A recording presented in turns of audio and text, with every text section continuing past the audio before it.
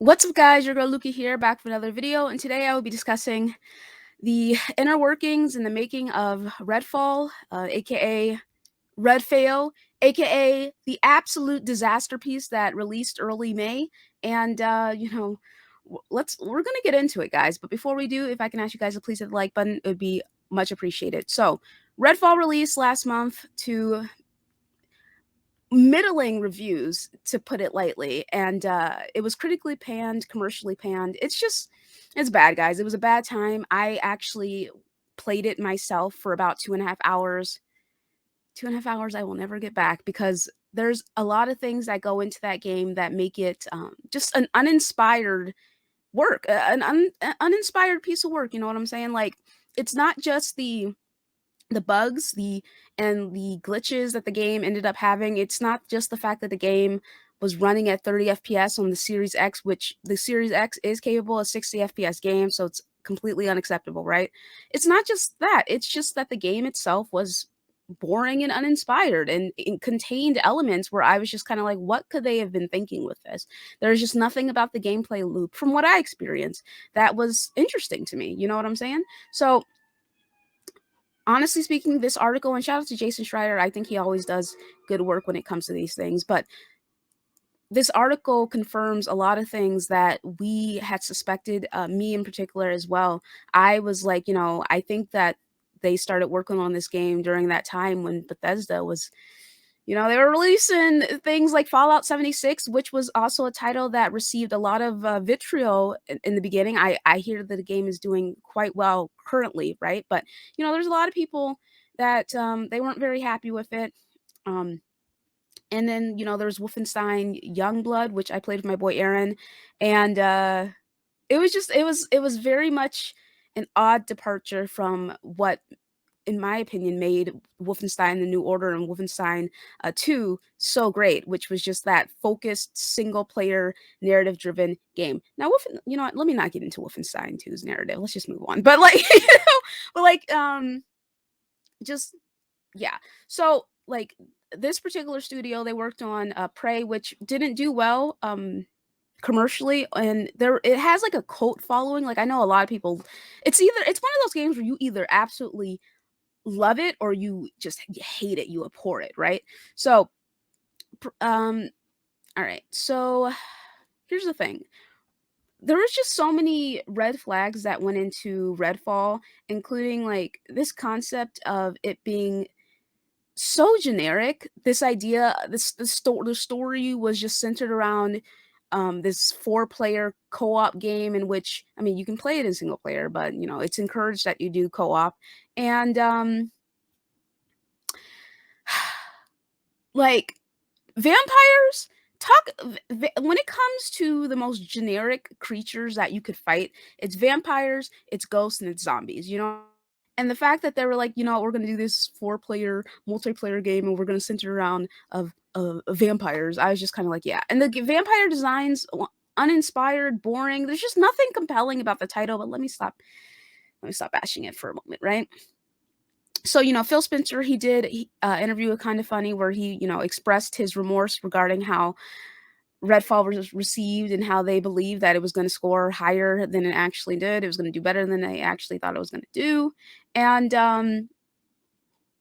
a lot of the things about this article just truly stand out to me. The biggest one being that the developers for Redfall, they didn't want to make this game. Like, that's the biggest thing there. You know what I'm saying? Like, ZeniMax was looking to sell themselves. They were pushing their studios to make more titles that can have a sustainable source of income, like Fortnite and the likes and stuff. And like, it's one of those things where people were applying to Arcane, but people were applying to Arcane to create single player games, because that's what they were known for. You know what I'm saying? So, since its founding in 1999, Arcane had become known for games called immersive sims, so single player experiences in which players strive to overcome obstacles in multiple ways, combat and stealth, which, again, I am a huge fan of Dishonored.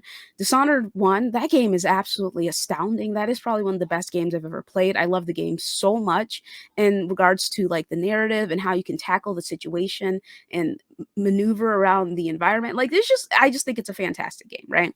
And Like, it's just single player games, they're bread and butter. But, they wanted them to work on this multiplayer experience without having the talent associated to work on multiplayer games. When I say talent associated, I'm not saying that the developers at Arcane are not talented. It's just that we all have different things that we're good at and that we have a focus on, you know what I'm saying? And they were focused on making single player games, and it's not easy to transition to making a multiplayer title, you know? And they didn't have the staff needed in order to work on the title, and they didn't have the people, like the brains behind it, to understand what makes certain multiplayer titles compelling and, worth having people join in, you know what I mean? Like, they couldn't really explain to the potential staff what they wanted because the game wasn't announced, and they couldn't fill vacancies. And by the end of Redfall's development, 70% of the Austin staff who had worked on Prey no longer are at the company, which is it's so sad because you look at these titles and you can tell when a game is in it's like it's a shell, you know what I'm saying? Like, it's a shell of what the studio had been capable of before. And what I find to be particularly interesting, right? What I find to be particularly interesting is that staff at Arcane actually wanted Microsoft to cancel Redfall. They wanted. Do you know how bad a title has to be for the staff to be like, no, please, please, can y'all cancel this game? And it's like Microsoft had like a lose-lose sort of situation here because for a very long time Xbox had been panned for not allowing their studios that creative outlet, for not giving them the leeway in order to make other things, you know what I'm saying? They were too heavily involved in what their studios were doing that it felt stifling. That's why Bungie left, you know? And so, Phil Spencer takes over and they take on this new approach where it's like completely hands off. You guys do what you got to do. The developers over um, at Ninja Theory had discussed that like Microsoft is just, they're hands off. They're letting us work on stuff. They're letting us do what we got to do. You know what I'm saying? And that was, which is great in a lot of ways, but in other ways, it's not good because it's like, since there was no direction and it's like these developers didn't want to work on this title, this is not what they wanted to do.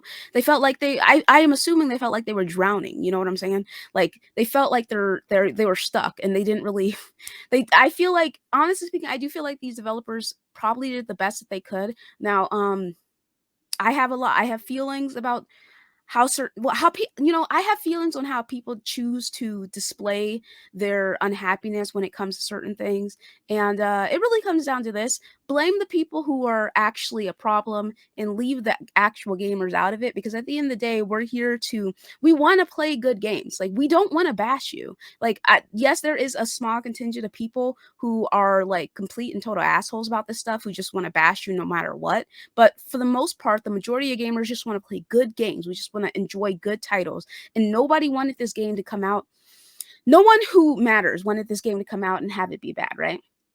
So it's so unfortunate to me, because it's like Xbox needs to come up with a better, like, okay, listen, I'm not a business person. This is just me speaking based on, like, I feel like this is like kind of common sense sort of things. Like, maybe a middle ground, you know what I'm saying? Maybe we can have something like a compromise, an actual compromise, and not just like a poor compromise, which was what is described here. I'm talking like maybe have some people from Xbox come through and be like, "Hey, let's sit down and let's break this down and let's work through this title together. This isn't going to work. This isn't good. This isn't going to work." You know what I'm saying? Like, I just I just wish that they had actually taken the time to, like, you can't buy here's the issue when it comes to buying studios. Now, don't get me wrong, I don't have any issues with Microsoft deciding to acquire studios. Like, I feel like they have a very good relationship with Bethesda, and so purchasing ZeniMax made perfect sense to me. But it's like, for me, I look at this and it makes me wonder. It's just like, okay, so yes, you have a good relationship with Bethesda Game Studios, but what about all the other studios underneath their wing? Why wing, that is, why didn't you go to them and check and see, like, hey, do you guys need help with this? Like, what's going on? You know what I'm saying?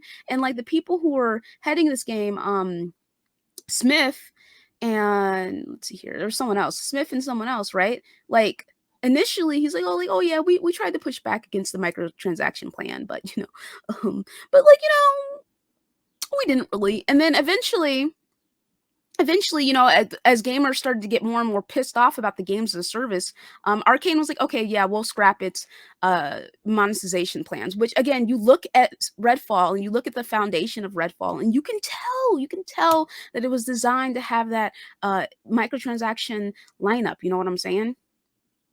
So I don't know, man. It's just one of those things where I just think it's such an unfortunate series of events, and I really do feel for Arcane on this, because it's like this is not the game they actually want to make. And I remember Phil Spencer talking about how he, it's like, oh, we want to let the studios make the games they want to make, and it's just like sometimes leadership is fucked, man. Sometimes leadership makes the wrong decision, and the people who are under them have to make do. You know what I'm saying? They got to make do, and they make shit, and it's like it's not what they are known for, and they don't receive the proper support for it, and then they end up in situations like this. And it's just like, there was this chick who came through, and a developer from Arcane, talking about how hurt she is that her colleagues in the games industry were making fun of Redfall. And I'm just like I hate to say it, and like of course I don't condone any sort of personal attacks or anything like that, but it's like if you make shitty, like if your work comes out and it's just subpar or shitty, which again, we all, like, no one is perfect. Like, I'm not saying like my videos aren't like the pinnacle of like video editing or anything like that. If anybody wanted to criticize them, I wouldn't blame them. I'd be like, yeah, absolutely. But it's like one of those things where it's like, a rock in a hard place, where it's just like you feel like you're stuck, and to have people bashing you, that fucking sucks, dude. Like it really does suck. So I feel for them, and I love, I really appreciate Jason Schreier coming through and just confirming a lot of things that we were thinking. The biggest thing being the microtransaction element. The biggest thing being, like, did they actually want to make this title? Because there was like that them veering into making these multiplayer type games, Bethesda, that is, ZeniMax Studios, that is. So, Elder Scrolls Online too, which Elder Scrolls Online is doing well. So there's that. I don't know. It's one of those things where I just got to say good luck to Arcane going forward. I really do wish them nothing but the best. I hope, I mean, like, they're under Microsoft, so they should be, I mean, they're Gucci. Like, I don't think they have to worry about being shut down or anything like that. I just hope that Phil, when he came through with his apologetic demeanor, that it actually means something, and they actually provide these studios with the support that they need. It just sucks because, like, again, it also comes down to this, like, Xbox. Another L for, it's like another L for Xbox, and it's an L that they didn't really need, and an L that, they are partially, like, yeah, they are partially the blame for not getting involved and not providing support. But at the end of the day, this does come down to what ZeniMax Studios decide to do and decide to push on their studios. Like, it's just bad timing, dude. Bad timing. And I don't know. It is what it is. I'm very, very much interested in hearing what you guys think about all of this information that's come out. Please let me know your thoughts in the comment section below, and I'll catch you guys for another one. Peace.